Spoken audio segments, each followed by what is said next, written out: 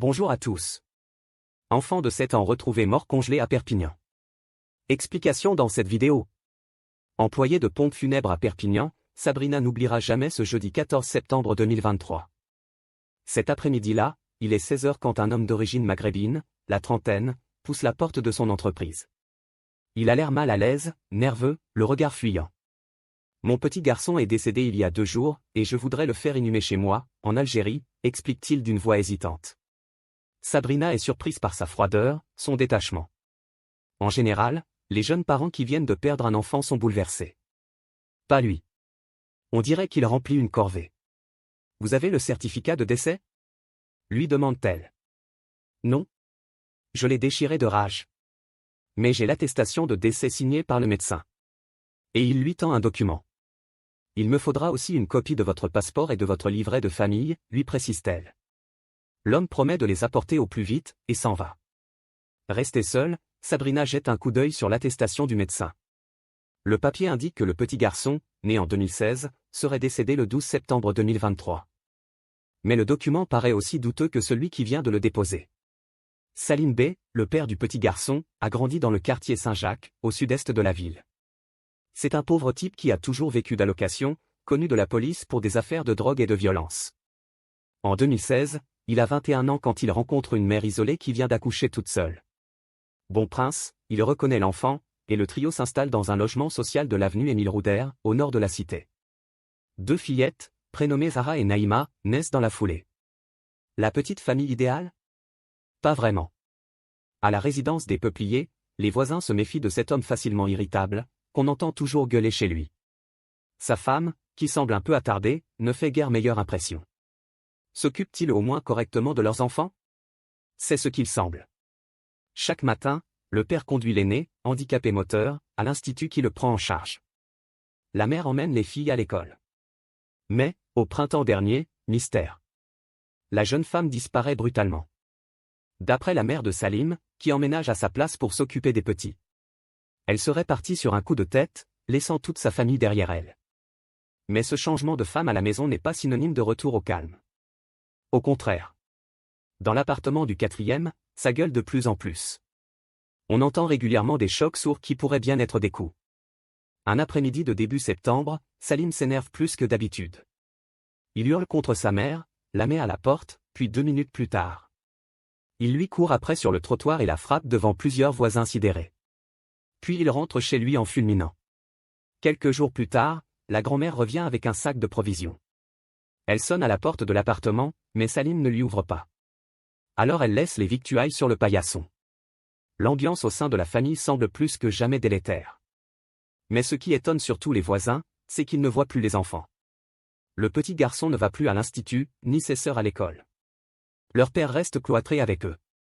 Et c'est dans ce contexte que le jeudi 14 septembre, Salim B se rend aux pompes funèbres, pour expliquer qu'il souhaite faire enterrer son fils en Algérie. On l'a vu, Sabrina, l'employée qui le reçoit, flaire tout de suite l'histoire louche. Elle se renseigne auprès du service d'état civil de la mairie. Personne n'a entendu parler de la mort de ce petit garçon de 7 ans. Elle appelle ensuite le médecin dont la signature figure au bas du certificat de décès suspect. Le praticien tombe des nues. Il n'a jamais paraphé ce document ni même ausculté cet enfant. La jeune femme alerte le commissariat. Il est 18h25 lorsque les policiers arrivent au 4e étage de la résidence des Peupliers. Ils sonnent à la porte de l'appartement. Pas de réponse. Sans hésiter, ils enfoncent la porte. Salim se trouve dans l'entrée, un câble de perceuse électrique enroulé autour du cou, comme s'il était sur le point de se pendre. En apercevant les uniformes, il fait opportunément un malaise. Mais son petit numéro ne convainc strictement personne. Les policiers inspectent l'appartement crasseux. Et c'est dans la salle de bain qu'ils découvrent l'épouvante. Le petit garçon est étendu dans la baignoire, le crâne défoncé. Son cadavre est marbré de taches brunes. Il est si froid que selon toute vraisemblance on est en train de le décongeler. Au même moment, le centre hospitalier de Perpignan signale l'arrivée aux urgences de 2 gamines en piteux état. Les 2 fillettes de 4 et 5 ans ont la dentition détruite et le nez fracturé. Il leur manque des touffes de cheveux entières. Elles s'appellent Zara et Naïma. On découvre vite qu'il s'agit des filles du même homme. Salim B est placé en garde à vue. Face aux policiers, il jure n'avoir rien fait du tout. La mort du petit garçon ? Une vengeance de proches qui voulaient lui faire du mal. L'état pitoyable des 2 fillettes? Elles ont dû se cogner. À l'Institut médico-légal, les premières constatations confirment que le cadavre du petit garçon a bien séjourné dans un congélateur. Mais avant une autopsie complète, impossible de dire combien de temps il y est resté et donc de dater sa mort. Seule chose de sûre, monsieur Je n'ai rien fait a dû sacrément se lâcher pour mettre ses enfants dans cet état. Ce que l'on peut d'ores et déjà déduire, c'est qu'il a commencé à décongeler le cadavre de l'aîné juste avant de se rendre aux pompes funèbres. Comprend-il alors, devant l'air suspicieux de Sabrina, que les choses ne vont pas être si simples que ça? De retour à la résidence des Peupliers, il décide en tout cas d'éloigner ses 2 cadettes très amochées, et va les déposer chez sa mère.